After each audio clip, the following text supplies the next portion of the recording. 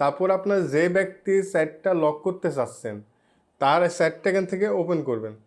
তো বেশ আমি সাপোজ চাচ্ছি এখান থেকে এই স্যাটটা লক করার জন্য। তো আমরা এটা উপরে ট্যাপ করলাম, তারপরে যে উপরে যে নাম আছে ভিউয়ার্স আমরা নামের উপরে আবার ট্যাপ করব। তারপরে ভিউয়ার্স আপনার নিচে দেখতে পাচ্ছেন কি স্যাট লক, আপনি এখানে টিক চিহ্ন দিয়ে দেবেন, দিয়ে তারপর আপনার স্ক্রিন লকটা কনফার্ম করবেন, করে কন্টিনিউতে ট্যাপ করবেন।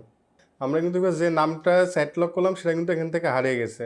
এখন আমরা যে গোপন নাম্বারটা দিয়েছিলাম সেই নাম্বারটা সার্চ করব। তারপর এখান থেকে আমরা কী করবো ভিউয়ার্স, স্যাট লক সেটিং এখানে ট্যাপ করব। তারপর এখানে সিক্রেট কোড অন আছে বিকজ আপনাকে এখানে সেই সিক্রেট কোডটা ট্যাপ করতে হবে, করে এখানে আপনাকে একটি সিক্রেট কোড দিতে হবে। আপনি যে কোডটা এখানে দিয়ে রাখবেন সেই কোডটা ডায়াল করলে তারপরে আপনাকে এই স্যাট লক অপশনটা আসবে। তো আমি 1 2 3 4 5 দিয়ে নেক্সটে দিলাম, তারপরে আবার দিলাম 1 2 3 4 5, তারপরে ডানে ট্যাপ করব।